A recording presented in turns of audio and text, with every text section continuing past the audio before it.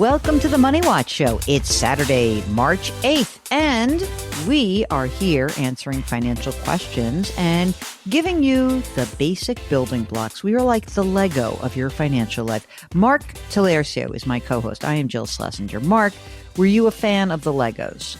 If I wasn't, I am now because Theo's a big fan. Okay, so I loved Legos, and I loved that things built on one another. This was very good for my linear mind. I was a very linear thinker always. I think that part of what we are trying to do here is make sure you've got building blocks to be able to build on the basics. And so if you are wondering about something going on either in the economy, but more importantly, in your financial life, and if you need some assistance and you are maybe a little scared or you're a little shy, get in touch with us. Come on. It does not matter how much or how little you have. In our other show, Jill on Money, Monday through Friday, we tend to get a lot of people who got a lot of money and they seem very self-assured. But Mark and I love hearing from all of you. And this show is focused on people who kind of want to bring it back to the basics. So I'm a woman who has many, many pairs of black pants. So I'm all about the basics. If you would like to get in touch with us, go to our website, jillonmoney.com.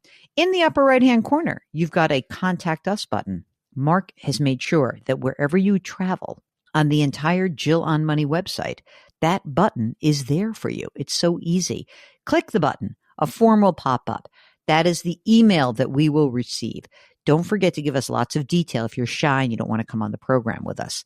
However, don't be surprised if we use that email either on this show. We might read it. We might use it on, I might use it on television. We might use it on our radio show. Who knows where we're going to do it, but we do love to answer your questions. If you want to join us live, check the box. Mark does everything else. Now, while you're on the website, don't forget to sign up for the free weekly newsletter. It comes out on Fridays. Mark does a great job with that. How are you doing, Mark? I've just been blathering on here. What's going on? What's going on? Final month of the first quarter. How about that? You're happy about that. I guess I should do my taxes at some point, huh? That would be nice. You got about a month, right? Yeah. Well, I think I got it together. I think I'm okay. I think I got it. I think I have all the information I need to turn it over to my CPA and then let them take it over. What I did not like this year, it was a rough year for us, but we knew that was coming because we sold a piece of real estate last year. Mm-hmm. But I could not, for my federal return, I could not do like an automatic online payment. I had to actually write a check and send it to them.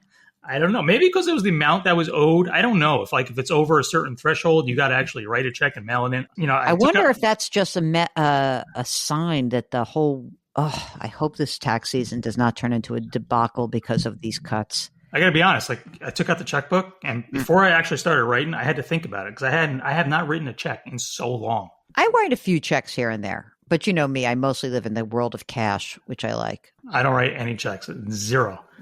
That's so funny.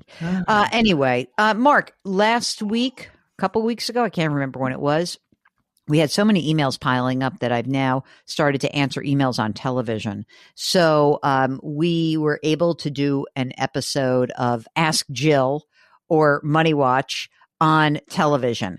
So I think we should air these questions because some of them are very good. And I want to come back on the other side and explain something that I'm not sure I did such a great job with Tony DeCopel, because we were talking about gifting a house and putting someone's name on a house. And I want to come back to that because we get a ton of questions. So let's air the segment. This is me on CBS Mornings. Your anchors are Tony DeCopel and Adriana Diaz. Again, this is CBS Mornings.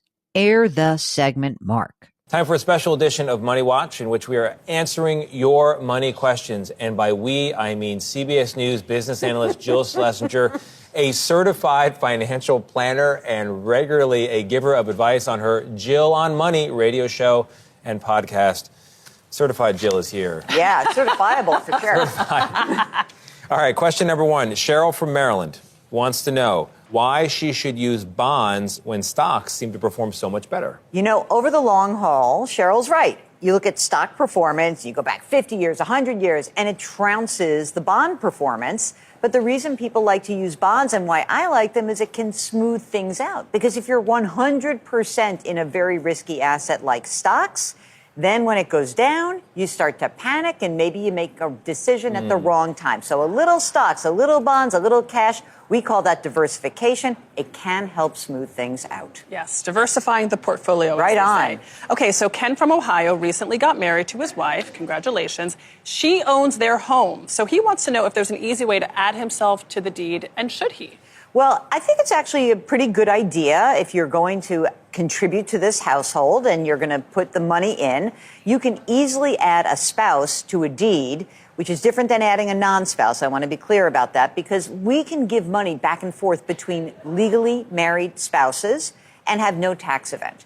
However, if it were like, oh, I'm going to put my son on the deed, then there's a bigger problem because then when you do that, there can be a tax issue down the line. Spouses, fine. Non-spouses, you should get a second opinion because if you put, let's say I'm your parent, Tony, you with your quizzical eyes. Well, no, because my mom just put me on the deed of her house in West Virginia where she's lived for 25, 30 years. Right. So what she has done is she says, okay, just in case I want you on the deed, upon her death, what would happen is the half of the house that she gifted you is yours, but the rest of the house, there has to be a tax. There would be a tax event. She didn't gift it. There was an exchange of cash. Oh, that's different. Okay. If you buy in, that's totally different. Oh, okay. If someone gifts you a house, the problem is you inherit the price they paid for it. You get their cost basis, and that can create tax problems down the line. Enough about me. Linda is wondering if she should take Social Security at age 62. And she's considering, is it possible the program might get cut under the current administration? Well, the current administration has said they are not touching Social Security. Now, remember, there are three magic ages when it comes to Social Security retirement benefits: 62, 67, 70. At age 62, you can take your benefits early as long as you have 10 years of work. However, if you take it early, you have a permanent reduction to your benefits over the course of your life. And if you have a non-working spouse who's relying on you for that benefit, they too will have a permanently reduced benefit. The age that we call full retirement age, 67, at age 70, you get more money. The interesting thing is if you wait till 70, you get an 8% increase every single year. Then that's in place for the rest of your life. And by the way, Social Security is indexed for inflation. So the amount you receive goes up every year with the inflation rate. So it's not bad if you can afford to wait. Okay, one more from Gary from Illinois. He recently retired and wants to know if he should keep his 401k with his former employer or should he roll it over into an IRA? Okay, three choices when you have an old plan. One, keep it where it is as long as the plan allows that. The second is a direct rollover to another workplace plan. So if you left, God forbid, CBS, went somewhere else, you could roll it into a new workplace. The other choice is a direct rollover to an IRA rollover. It's really up to you. I think if you have an IRA rollover, it's really good because you can then choose those cheap index funds that we were talking about last week. It's a very easy way to control things in one fell swoop, in one account. I like when we have consolidation of accounts. So, Mark, we got into an interesting conversation about the whole house issue. And I think this is especially important because we're talking about in the news cycle right now about maybe some changes to the Medicaid system.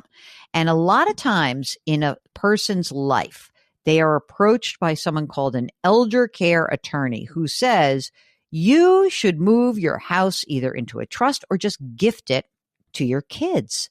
That way it won't be in your name. You do it early enough so that you don't have that 5-year period. And I'll explain that in a second. But a lot of people are thinking about doing this. So, Mark, let's do a quick and dirty on should you gift your house to your kids in order to qualify for Medicaid assistance. Again, remember, gang, Medicaid is for people who have limited income. It's health care. And Medicaid will pay for long-term care and nursing home assistance. Medicare does not pay for that. So you have to have beneath a certain threshold of money. From that point, then what happens is you qualify for assistance. Now, there are 69 million people who get some sort of Medicaid assistance. 48 million in Medicare. So Medicaid's the bigger program. So let's start with a very simple beginning here, Mark. Let's pretend I am your mother, because I could be practically. All right. Let's pretend I bought a house 50 years ago, because I'm now 80. Okay. I bought a house 50 years ago, and I bought it for $50,000. And now that same house is worth $500,000. I don't have a spouse, so I have $500,000 worth of a house.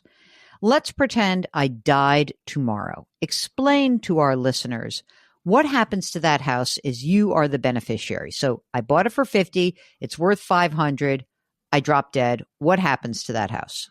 You got to step up in cost basis as if you paid basically $500,000 for it. So what happens upon death is every asset that is in my name, I'm the deceased, gets a step up in cost basis. Okay. So what it means is that if I leave the house to you, my son, Mark, that you inherit the house.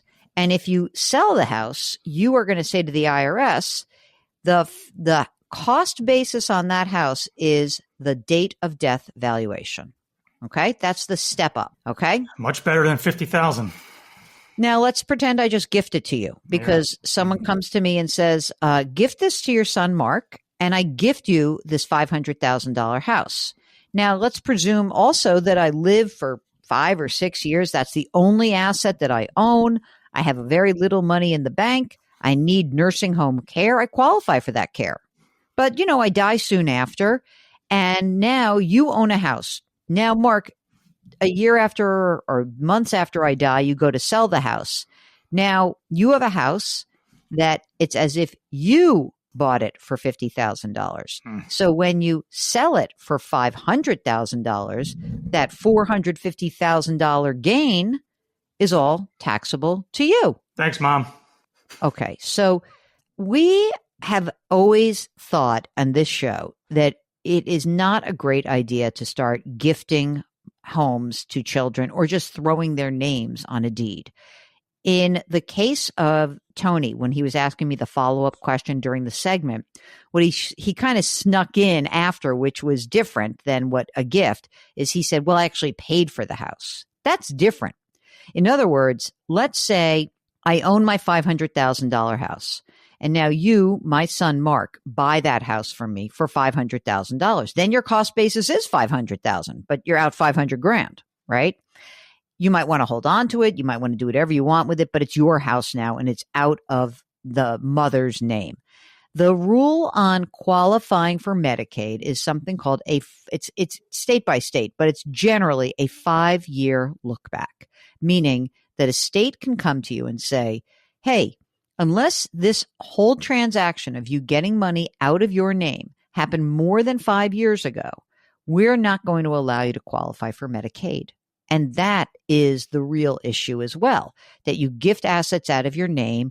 You have to make sure you live a certain amount of time. And then, by the way, you don't have control over those assets. So I find that some of the elder care community can be a bit overzealous in their desire to make sure you get all of your money out of your name and impoverish yourself so that you can qualify for nursing home assistance. I don't know, Mark, never been something I was a fan of. No, I mean, you and I, we don't really like jumping through hoops. That's a lot of hoops to jump through. A lot of hoop jumping as opposed to hula hooping.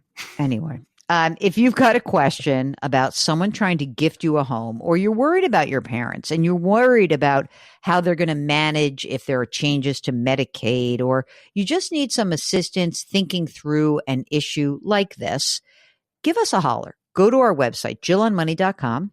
Click the Contact Us button. Write us a note. If you want to join us live, just check the box. Mark will do everything else. And you'll see all of our content lives on that website. So no matter what's going on, please feel free to ask us a question. It can even be a question about some headline you read that's scaring you. Or sometimes people are like, I saw this advertisement. It freaked me out. It said I should do this, that, and the other thing. Get in touch with us. Don't do anything. In other words, don't buy anything. Don't get hooked into a cycle of someone trying to pitch you something. Get in touch with us and we may be able to help you out. It might be a lot easier to get to us rather than deal with someone else. So the we is me. Again, I'm Jill Schlesinger. And it is always a delight to host this show with Mr. Mark Talercio. He is the co-host, executive producer, and the king of all things web. You can subscribe to us on the Odyssey app or wherever you get your podcasts. We drop our episodes on Saturdays and Sundays. Please leave us a rating and review wherever you listen. And of course, lift someone up. Change your work, change your wealth, change your life. Thank you for listening. We'll talk to you tomorrow.